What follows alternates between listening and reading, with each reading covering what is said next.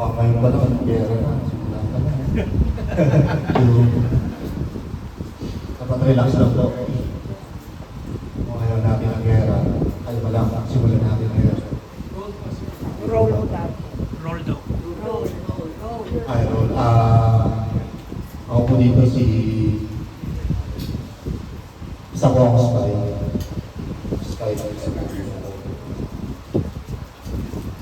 at close po ako ng hawak ako ng isang general.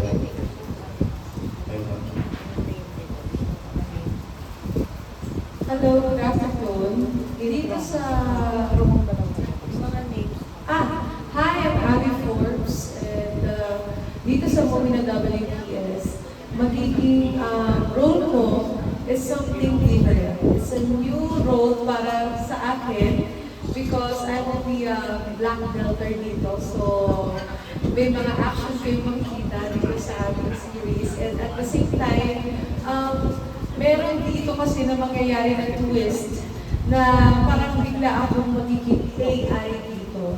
So, abangan niyo yun kung paano mangyayari dahil I think it's the first time na mangyayari na on-screen magkakaroon ng something na ganito sa mga series. So, please do watch and enjoy yung mga susunod na mga lalabas dito sa WPS.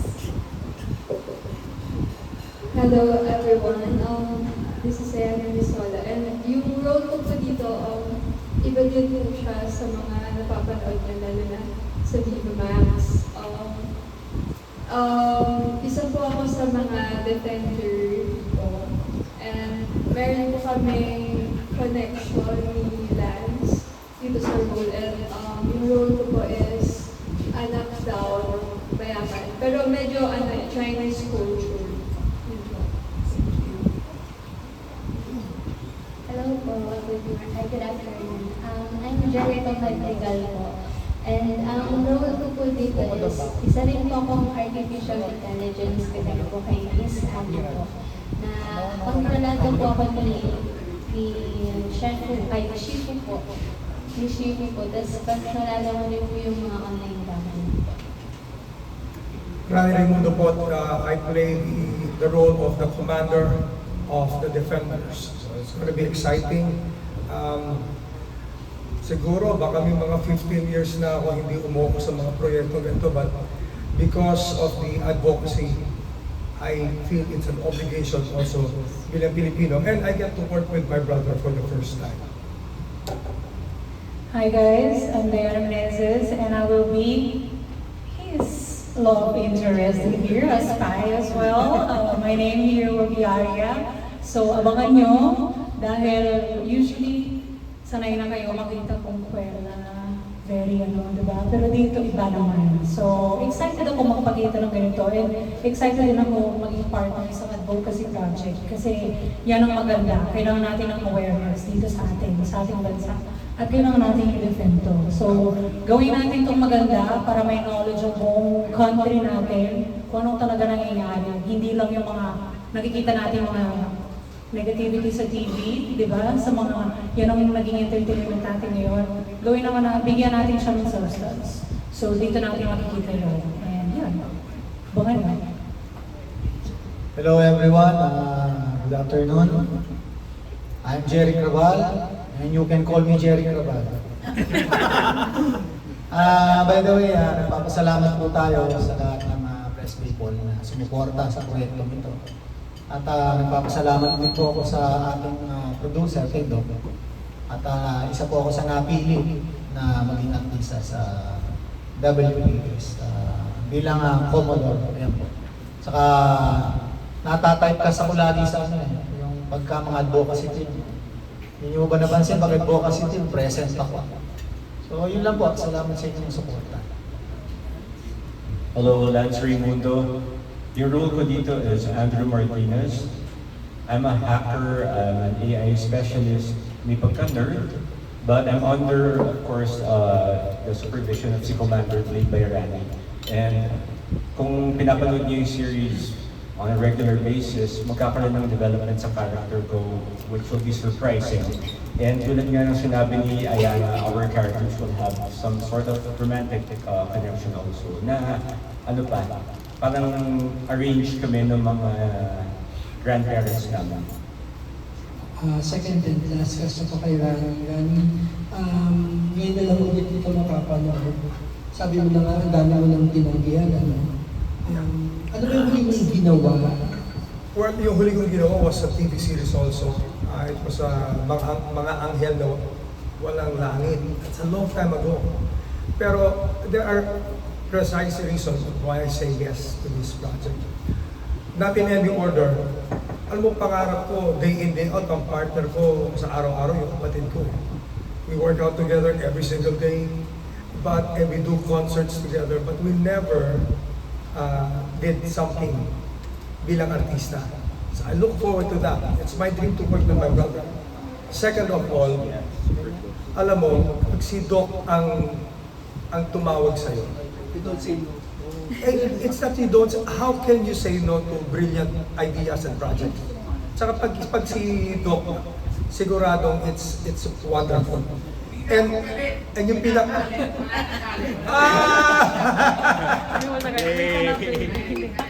Winner na. Pero at yung pangatlo,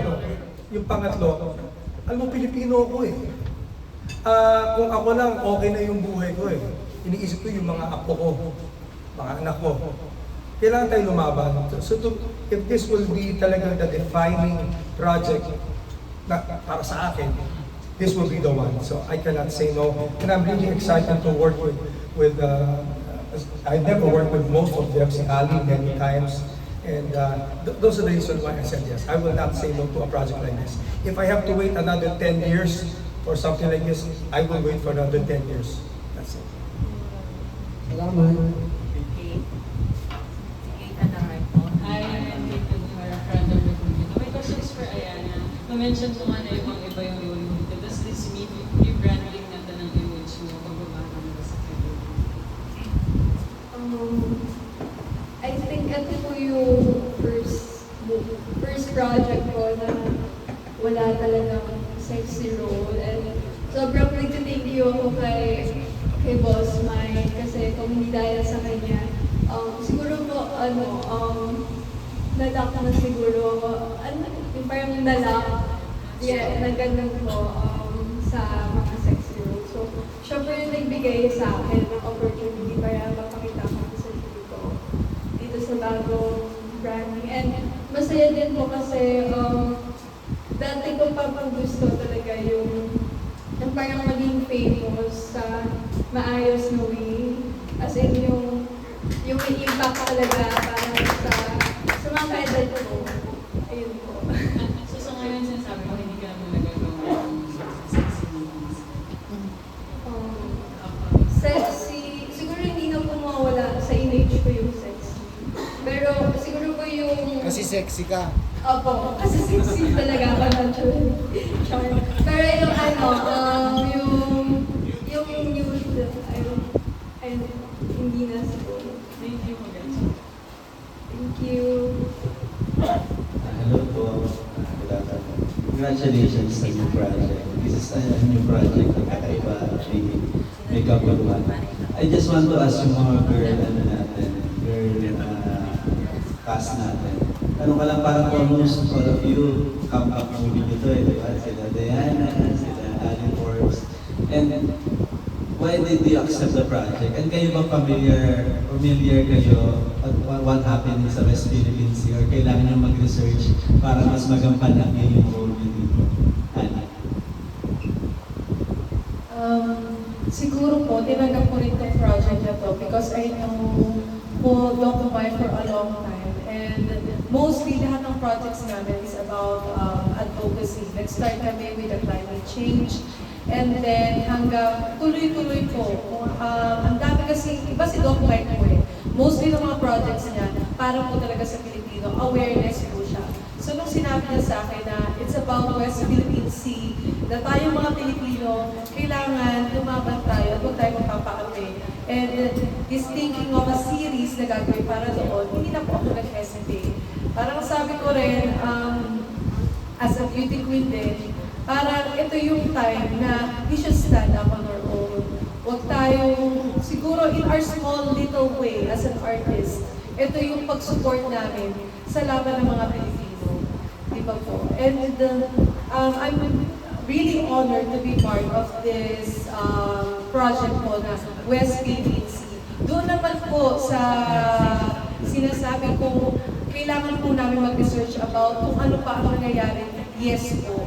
Kasi siguro yung nakikita po natin sa news na everyday na minsan may nangyayari, may nagbabarilan, may naputulan ng kamay, merong nagbabangga ang mga boats. Siguro yun lang po ay ilan lamang sa mga totoong nangyayari. So with this project po, with the research po ng ating mga sa team po, siguro mas mapapakita namin kung ano ba talaga ang nangyayari sa mga tropa natin doon na nangangailangan po ng suporta natin. Kasi napakahirap po na nasa gitna ka ng karagatan, tapos nakikipaglaban ka. Pero pagka nalaman mo na may mga Pilipino, may mga katulad po natin ng mga artists, na kahit pa paano gumagawa ng little ways po para mapalakas ang loob nyo. Di ba, sino man po ang tatangay sa mga ganitong project. So, thank you po. Thank you. Ayan. Did you research, kumbaga, are you familiar ka ba dito sa nangyayaring West Philippine Sea? And nagre-research ka ba para mas magampanan yung role mo? Siguro lahat naman po tayo aware sa nangyayari ngayon sa West Philippine Sea.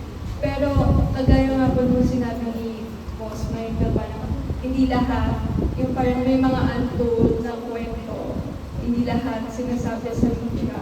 So, para sa akin, sobrang okay ng opportunity talaga na maging part ng project na to kasi po di ba series siya. So, habang nag-e-air yung teleserye, siguro nagiging awake din yung mga kababayan natin na nanonood. Kahit sabihin natin na fiction siya, parang mamumuna talaga yung mata nila sa totoong mangyayari sa Philippines.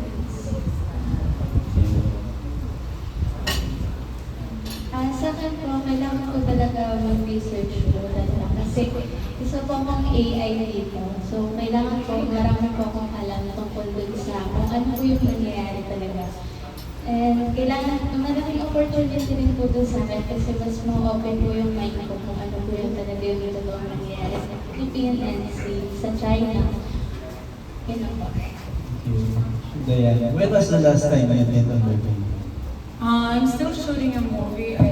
Seen that movie namin in Lens. We're still shooting. We're finishing the movie very soon. I don't know if I consider it's a comeback. Sa title pa lang, na-excite na ako, West Philippine Sea. Nung narinig ko yan, sabi ko, ay, maganda to. Title pa lang. Tapos, of course, sa lahat ng roles na magagawa natin, kailangan natin mag-research ng matindi. Kasi, hindi siya pareho na kahit sino kaya gawin yun, di ba? So, kailangan talaga mag-research. If you're gonna be a lawyer, you have to research on your role or a doctor. So, dito for sure, matinding research na yung gagawin namin lahat. Kahit may konting kaalaman na kami tungkol dito. Pero importante naman ay may bigay natin ng impormasyon sa mga Pilipino na tama, na may puso, hindi lang yung puro balita na nakikita natin. Humanize din natin yung mga tao na nandun, kung ano nangyayari. They also have feelings, they also have love, right? And yeah, if you consider that a comeback movie, I'm thankful, or a comeback series, I'm thankful and grateful. And gawin namin ang best namin na pwede namin ibigay sa mga Pinoy. Kasi ang point dito is for us to defend our country. And I will consider myself a Filipino while doing this.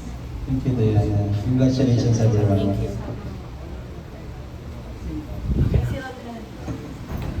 Follow up ko lang po sa tanong ni Alan, kung ano yung realization nyo after gawin ng serye na ito? Ginagawa pa lang. So, ano yung challenge na na-encounter nyo habang ginagawa ito? Gagawin mo pala? Wala pa rin? Ay nako. So, ayan na. Hindi lang ako sumagot ng tanong mo. Oo nga, akala ko nag-start sa kayo. Nag-research lang pala. Diyos mio. So ayan na, nag-comeback ka dito. Parang ang tagal mo nawala pero anong nagpa-comeback sa'yo para dito? Tagal mo nawala ilang buwan ha? Baka may taon ha? Ang simula ng day 1 ng shoot is October 1. Ayan. Tatanong ko ulit after October 1. Nasa West Philippine Sea. Yun. Sasakay ng jet ski. Oh. Kasama yung dating presidente. Yun, ayan na. Ano po yung nagpakambang sa akin? Oo, kasi ilang buwan ka tagal nawala, hinanap kita. Charot. Siguro po yung nagpakambang sa akin sa project na ito kasi nga po gusto ko na po mag-change na image talaga before pa kami makasuhan na ni Boss Mike, di ba? Tumigil na talaga ako. And ngayon, si Boss Mike din po yung nagbigay sa amin ng opportunity para ipakita talaga namin na kaya namin na mag-change image, ganyan. And also, kasi nga po, gusto ko po talagang maging good influence sa generation natin ngayon and magkaroon ng, yung parang hindi lang basta sikat sa social media, gusto ko na yung may impact para sa future generations din. Okay, thank you. Pwede ba ako magkaklan? Okay. Let me introduce the KNCT Bay lawyer, Attorney Mark Valentino, abogado namin ito. Abogado ng SMNI. Siguro nakikita niyo siya sa hearing, sa design, siya. Anyway, may labo ano naman doon pero wala naman usapan sa hearings sa Congress. Anyway, alam niyo naman na ang kabisada ng social media broadcasters have 5 cases against the A-listers, kasama si Ayana. 5 cases against mga vloggers like Tony Fowler, etc. We 5 cases against Vice Ganda. Alam niyo yan, di ba? Si Attorney Mark, ang abogado namin. Now, why is it na nagpakin ako sa statement ni Ayana? When we learned that sina Ayana, si AJ, si Angelique, si Asi, decided to more or less level up sa careers nila. Natuwa kami kasi ang advocacy kasi ng kabisana ng social media broadcasters sa Pilipinas is to fight fake news online, to fight moral decay online, to fight bullying online. Nagkaroon lang ng problema because of the fact na lahat na ito ay nangyayari. Nudity, fake news, etc. bullying happen sa tinatawag natin ng mga platforms na public. So yung mga nudity, mga lahat na ito nakapost sa Facebook. Ang problema, yung mga bata may access dyan. Kaya when we file a case against Vice Ganda, nakita niya naman na nandun yun sa noon-time show nila. Tapos ang segment doon is Isip Bata. Ang setup doon, parang teacher, classroom, tapos yung mga bata. Tapos ginawa. That's why we file cases. Right now, wala nang cases. So na nakikita namin ito sinayana, puso nila, siyempre, kailangan namin sila tulungan. Kailangan namin gagawa kami ng paraan para buksan ang opportunity para they can all go mainstream.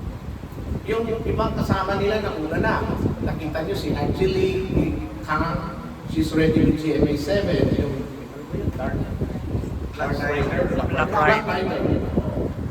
Si Asi is ready with APC5. TB5. Dalawa na lang sila nang iwan, Ayana and AJ. So sabi namin, o sige na, kung pwede, kinausap ko sila, nag-usap kami, you join us. Sinabi namin na meron kaming upcoming project na, by the way, si Ana was very supportive in our advocacy sa climate change. So, nagkaroon kami ng concert dito, Ayala was there on video, sinasabi niya. So, nakita namin yung puso ito. Okay? But let us be very honest about these things. In their hearts, mga mga artista. Pag ikaw tunay na artista, kahit anong role ipagawa sa'yo, gagawin ka na. So, we don't judge that. As a matter of fact, right now, nakita niyo na. Kaya tinala ko sa 31 dito. So everything was already done. Wala nang kaso. Sa lahat? Wala na. Okay. Yung iba, meron pa. Kasi, alam mo. Why is it, ito, diretsuhan eh. Honest naman tayo eh. Why is it na we were able to talk to Viva and our Viva artists? It's because kami, sa kapisanan ng social media broadcasters, we are a partner of MTRCB. Volunteer kami doon kasi ang MTRCB, wala pa mga manpower, so kailangan nila ng civilian volunteer. So, si Chairman Lala Songko was very, alam mo, si Lala nakakakit eh. Sabi nito, huwag tayong mag-aaway, magtulungan na lang tayo, ang dami natin problema, kami lang dito sa FPL, problema. Kaya nakita namin ng problema na talagang kailangan ayusin na magtulungan lahat ng Pilipino, pati kayo. West Philippine Sea. Dahil atin ang West Philippine Sea. Merong bully na China na gustong kunin ito because very rich ang natural resources like oil, etc. Ang dami dyan. We have a very rich fishing ground sa WPS. Kaya gusto kunin ng China kasi kailangan nila. Ang problema, hindi naman sa kanila eh. And ang pinakamasaklat dito, ang daming fake news ng China na pinapakala na pinabaliktad nila tayo ng biktima, tayo pang may kasalanan, kung ano-ano mga sinasabi nila. That's unfair. And ang problema na nakita namin, the alarming sign na nakikita namin at this point in time is simply this. Marami ng mga kababayan natin naniniwala sa fake news nila. See? Atin yan. So ang mga kababayan natin dahil tinatakot, pag kayo kumampi kay President Marcos, sa gobyerno, magkakaroon ng nuclear war dito. Dahil yung mga Marcos, tutak ng Amerikano, etc. It's ready.